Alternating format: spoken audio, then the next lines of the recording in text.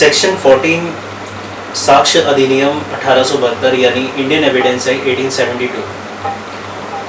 साक्ष्य अधिनियम 1872 में सेक्शन जो 14 है वो इस चीज़ में डील करता है जिसमें एग्जिस्टेंस ऑफ फैक्ट्स हो। अब एग्जिस्टेंस ऑफ फैक्ट्स तभी होंगे प्रूफ किसी के अगेंस्ट जब ऐसे फैक्ट्स सामने आते हैं किसी पर्सन के जिसमें उसमें इन्वॉल्वमेंट इंटेंशंस हो प्रूफ करती हों, ठीक है, और जिसमें नोइंगली उसको पता था कि ये सब चीज़ें वो जानबूझ के कर रहा है। तो ऐसे फैक्ट्स अगर एग्जिस्टेंस ऑफ फैक्ट्स सामने आते हैं तो वो सारे एविडेंसेस उसके अगेंस्ट सेक्शन 14 में फैक्ट्स रेलिवेंट्स होने चाहिए, ठीक है। तो इसमें अब बेसिकली इसको एक एग्जांपल के तौर पे मैं आपको बताता हूँ कि अब जैसे इसमें एक एग्जांपल मैं आपको बताता हूँ, स्टोलन ऑफ आर्टिकल गुड्स हैं, यानी कि जिसमें कोई स्टोलन की हुई कोई भी चीज़ें हैं। अब वो ए पर्सन से बी परचेज करता है। अब यहाँ पे जो बी परचेज कर रहा है ए से, अब वो स्टोलन आर्टिकल गुड्स है। अब इसमें ए तो ये नहीं कहेगा कि वो स्टोलन आर्टिकल गुड्स उसको बेच रहा है बी को, ठीक है। सबसे पहली बात तो ये बी अपने डिफेंड में तो यही कहेगा। सेकंड थिंग, अगर ये फैक्ट्स अगर ऐसे होते हैं तो वो 14 सेक्शन में डील नहीं करता है।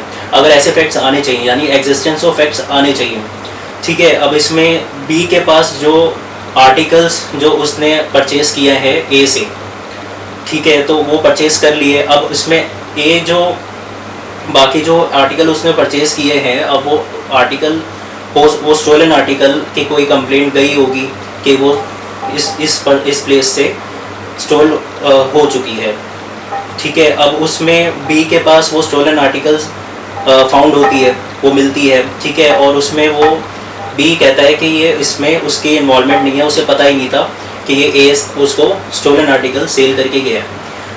अगर ये फैक्ट्स अगर सामने आते हैं, जैसे कि ये एग्जिस्टेंस ऑफ फैक्ट्स सामने आते हैं जो सेक्शन 14 डील करता है, वो फैक्ट्स आते हैं अगर सेम स्टोलन अदर आर्टिकल्स जो जिसकी कंप्लेंट्स गई होगी और वो स्टोलन आर्टिकल्स वो मिलते हैं बी के पास, तो वो रेलिवेंट्स फैक्ट्स माने जाएंगे सेक्शन 14 के अकॉर्डिंग, ठीक है। तो यहाँ पे एग्जिस्टेंस ऑफ फैक्ट्स सामने आते हैं। तो जैसे कि ए ने बी को सेल किया स्टोलन आर्टिकल गुड्स, अब यहाँ पे बी की इंटेंशन सामने आ गई, बी की एग्जिस्टेंस ऑफ फैक्ट्स सामने आ गए कि उसने ऑलरेडी उसी प्लेस पे और जो स्टोलन आर्टिकल्स ऑफ गुड्स हैं वो उसने रखे हुए थे, यानी कि वो उसके पास से पाए गए थे। तो इसमें ये साबित सारे फैक्ट्स उसके अगेंस्ट जाते हैं जो कि सेक्शन 14 डील करता है, ठीक है। अब दूसरा एक एग्जांपल मैं आपको बताता हूँ कि जैसे इसमें एक डॉग है। अब एक डॉग ने बाइट किया है ए को और वो डॉग किसका है, बी का है। अब जो इंजरीज हुई हैं, डैमेजेस हुई हैं, ए को हुई है। अब ए ने सू किया, लिटिगेट किया, ठीक है, मुकदमा किया for recovering their damages, injuries जो उसको हुई हैं बी के डॉग से। अब यहाँ पे बी को पता था, नोइंगली था। अब वो फैक्ट्स उसको कैसे साबित करने होंगे ए को, वो सेक्शन 14 रेलिवेंसी फैक्ट्स होने चाहिए जिसमें एग्जिस्ट हों, रेलिवेंट फैक्ट होने चाहिए। अब वो फैक्ट्स ऐसे सामने आते हैं कि XYZ जो अदर पर्सन हैं उसको डॉग ने बाइट किया। अब XYZ की जो स्टेटमेंट है वो इसमें रेलिवेंट मानी जाएगी, एग्जिस्ट मानी जाएगी, एग्जिस्टेंस ऑफ फैक्ट्स माने जाएंगे सेक्शन 14 के अकॉर्डिंग जो इसमें डील करता है प्रोविज़न।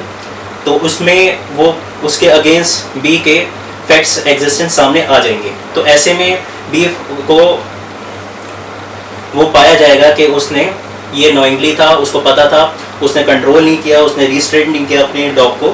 तो ये सारे उसकी जिसकी वजह से ए को डैमेजेस हुए, ए को इंजरीज हुई और ऐसे जो एग्जिस्टेंस ऑफ फैक्ट सामने आए जिससे ये पता चलता है कि बी को ये चीज़ पता थी। तो ये उसके अगेंस्ट एविडेंस साबित हो सकते हैं जो सेक्शन 14 डील करता है।